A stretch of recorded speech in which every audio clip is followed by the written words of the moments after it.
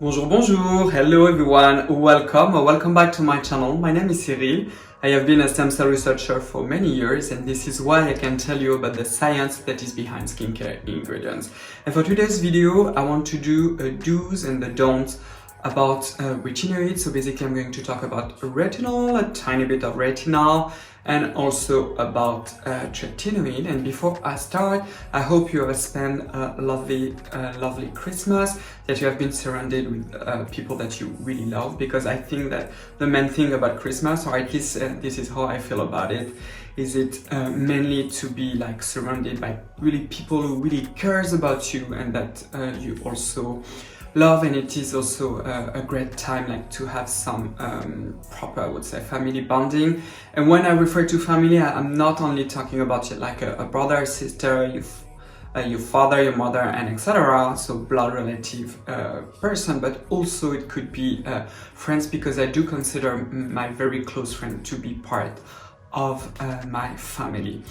So I hope you had a great time. And also, before I start this video, I just want to do a little highlight about a new sunscreen that I bought, because if you don't know me, hello, I am Cyril and I am addicted to sunscreen. And if you are not new to my content, you already know that I have a lot of review about sunscreen, because sunscreen and wearing a good sunscreen every single day, it's so important. And I wanted to test this one from the Japanese brand Shiseido. This is the Expert Sun Aging Protection Lotion Plus SPF 50 Plus. So this one is available in the European market, probably also in the rest of the world, not in the United States, because it uses the new filters, and it has this technology that is named Wet Force. And the whole idea of this technology is that in contact of water, whether it is from sweat or if you are just taking a bath like in a swimming pool or at the beach and etc. in the sea, it's the SPF will increase, and if I'm not mistaken, it will be an increase of 20% or something like that. I was really curious about this one for one reason, is because the group Shiseido also owns Anessa. Anessa is part of the Shiseido group, and they also have a similar technology that they call, I don't exactly remember how they call the technology, but basically this is the same as the Shiseido. So I wanted to know how they actually compare. I have to say that this one is 100% transparent, so whatever your skin color, this one will be suitable for you. The only thing is that it does have this really greasy feeling, but it seems to be very waterproof, similar to the Anessa. And the one that I have for today is the Perfect UV Sunscreen Mild Milk. Anyway, so stay tuned, because I will most likely review this baby. Also, it is not that expensive, by the way, because this is 100 ml that you get, and I got it for around 40 euros, something like that. So actually it is not very expensive for Shiseido, because the rest of Shiseido is pretty expensive, and it is definitely not worth it. Anyway, so for today's video, I'm going to talk about what you should do and not do when you are starting your way with retinoids. So definitely retinoids are like the golden family of the actives in skincare.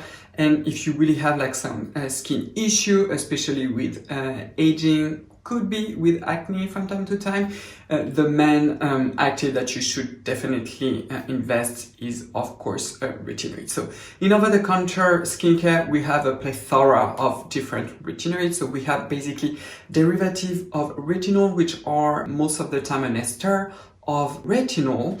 Then we have also retinol, of course, retinal, also known as retinaldehyde, and other new esters such as the Granactive. So this is the commercial name, the trade name.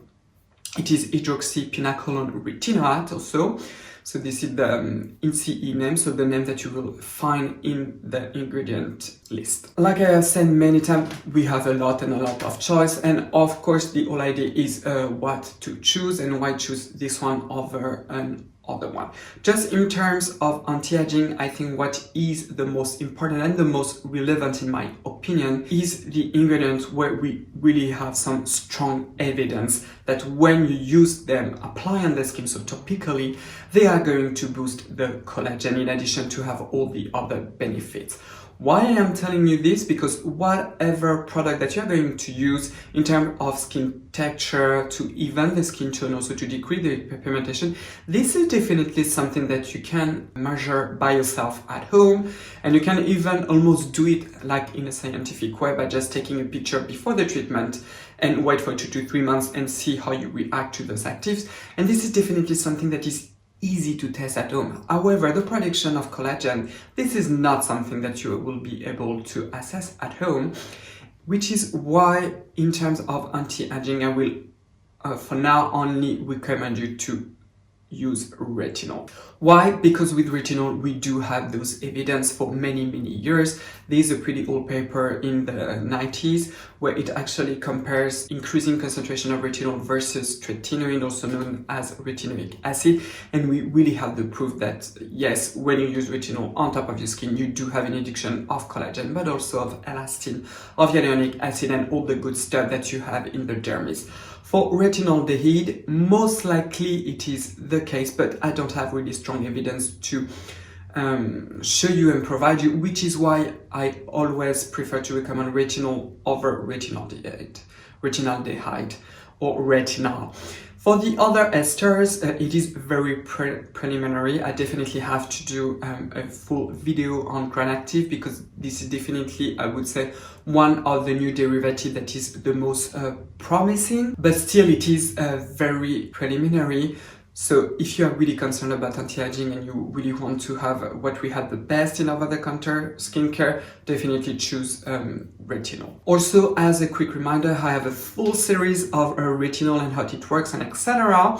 But still, the main thing that you need to remember is that retinol is a synonym for vitamin A. So this is a natural ingredient that occurs in our skin, and constantly our skin cells in the dermis but also in the epidermis are using retinol. And the cells, when it uses retinol, has basically two choices. So the first one is simply to store the retinol into an ester form, such as a palmitate form of retinol, or it can use it and goes into what we call the retinoic acid pathway, and retinoic acid is basically tretinoin that you can get from your dermatologist. And in that case, the cells is going to convert the retinol into the retinal, also known as retinaldehyde, and then into the tretinoin or the retinoic acid, and this is the tretinoin that is going to be bound to a receptors that is in the nucleus of the cell, and that is going to trigger a lot of cellular responses. And depending on the location of the cells, for example, if it is in the dermis, you will have an increase of the proliferation of the fibroblasts, but also an increase of the synthesis of collagen, elastin, and etc.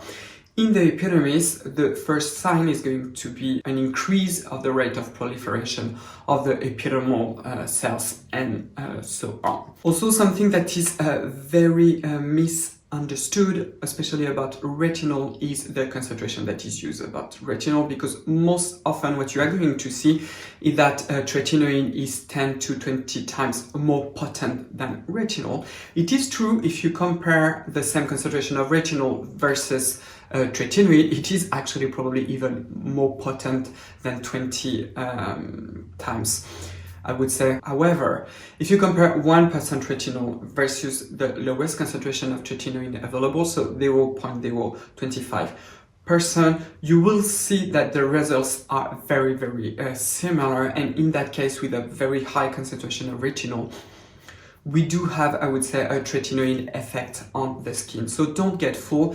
1% retinol can be also extremely potent. The main difference also between the two is that retinol is less irritating on the skin than tretinoin.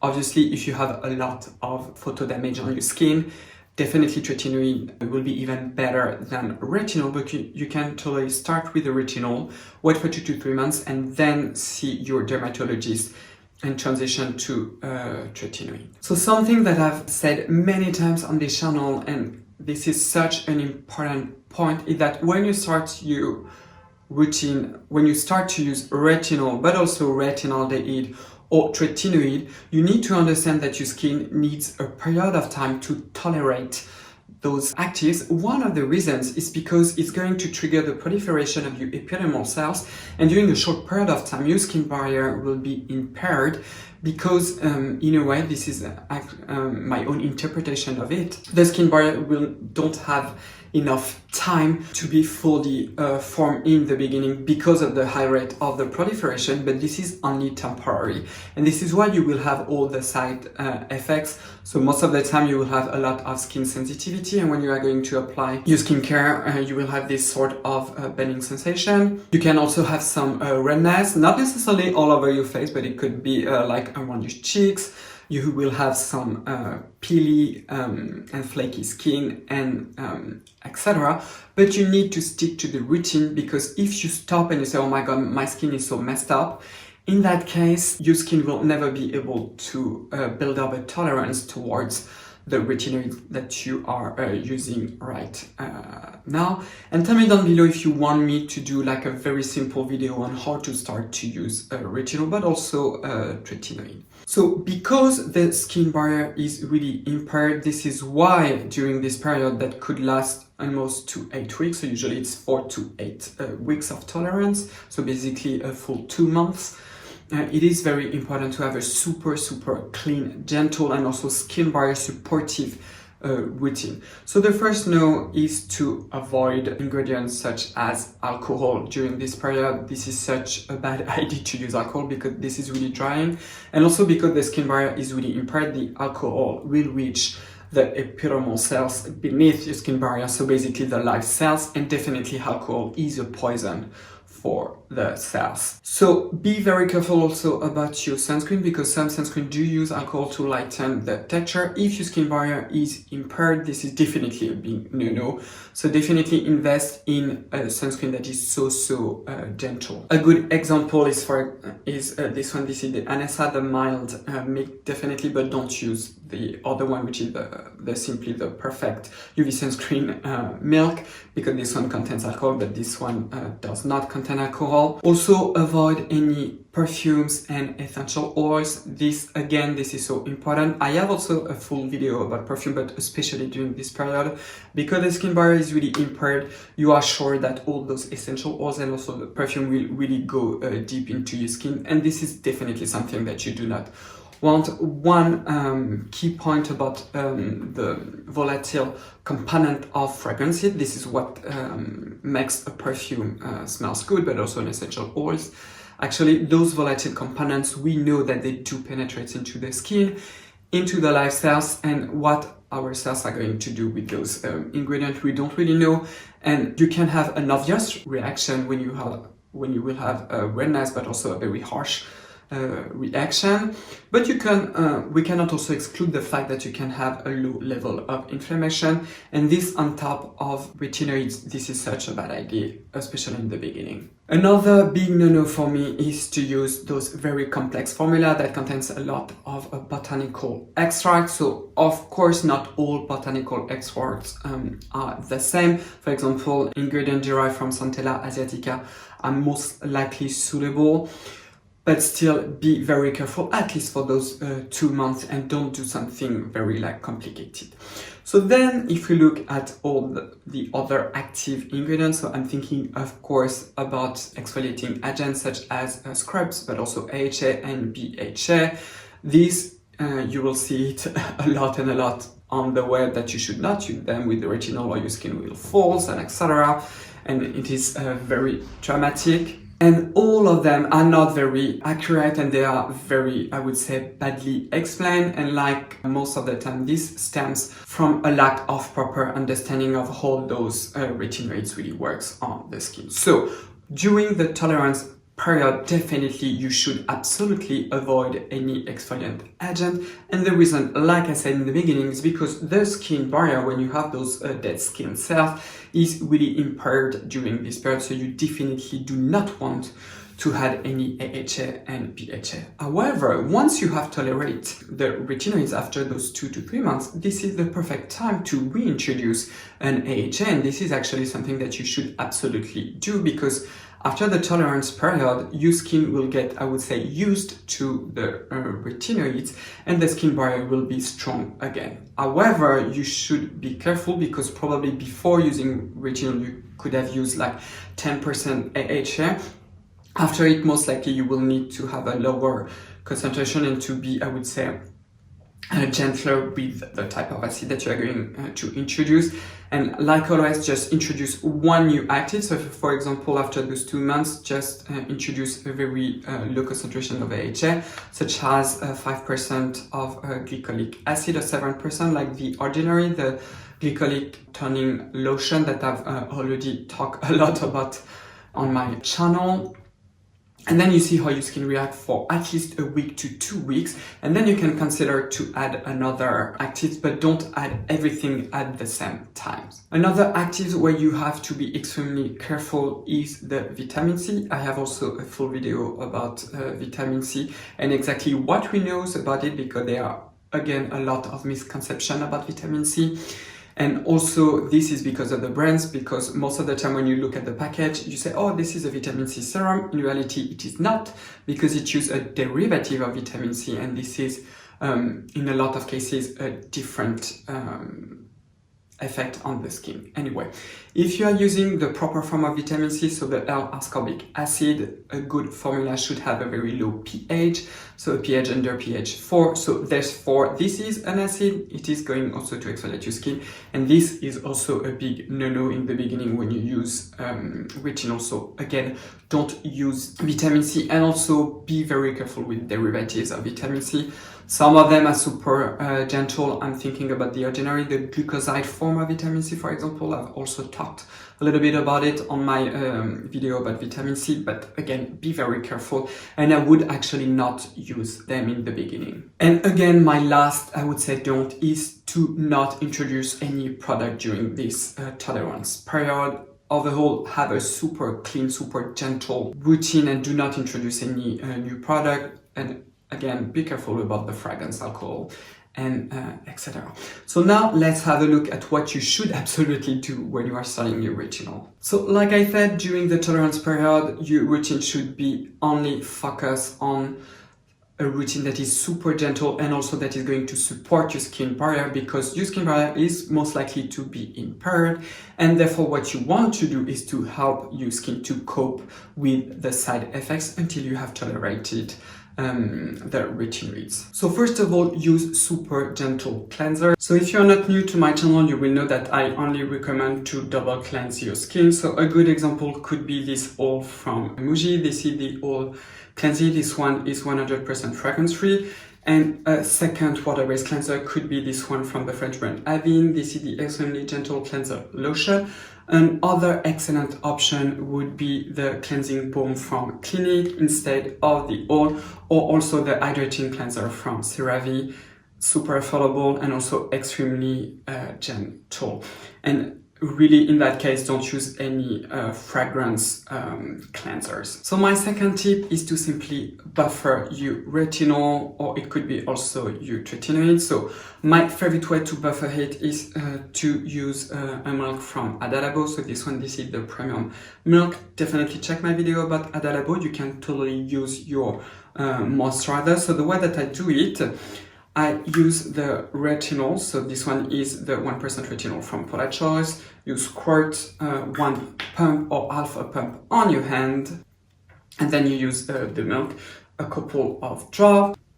Then you mix them using your 2 fingers very vigorously, because you want an even dispersion of the retinol, and then you massage it all over your face. And do spend a little time to massage your face, but don't go overboard with the massage, obviously, but you want an even coat of retinol. My third tip is to be very careful about the dose that you are going to use. So if you are using a retinol product with a pump, which is definitely what I recommend, especially the one from Paula Choice, the 1% retinol treatment is fantastic. Always be very careful about the dose. Don't use like 1 pump on the Monday, then on Tuesday use 2 pumps. No, be very consistent, and also with retinol a little bit goes a long way and really stick to the dose.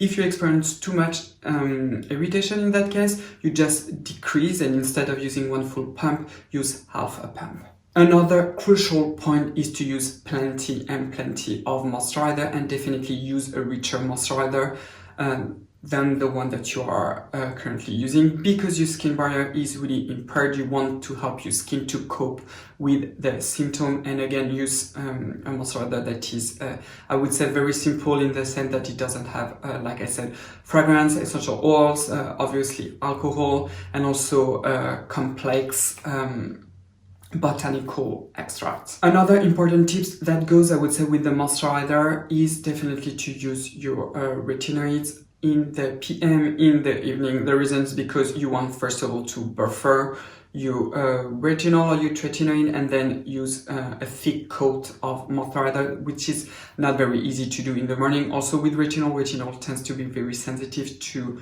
UVs. The last tip, and this is not going to be something new for you if you are not new to my channel, and if you are, please consider to subscribe to my channel, is to use plenty of sunscreen. It is so important during this period to really shield your skin from UV. So like always, I only recommend SPF 50 plus no matter what, so never go below. So a good example could be this one from Anessa, which is the mild milk. So again, with your sunscreen during this period, it is better to use a fragrance-free, essential oils-free, and also alcohol-free sunscreen, and stay away from the sun. So comment down below and tell me if you have any question regarding this video. I'm definitely thinking of doing a super simple video on how to start to use retinol and give you actually a proper routine using the right product. So basically 100% irritant free. If you like this video, please thumbs up.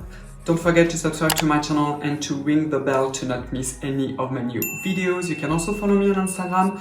I am Cyril Laurent. I of course thank you so much for watching me, and guess what? I will see you next time. Bye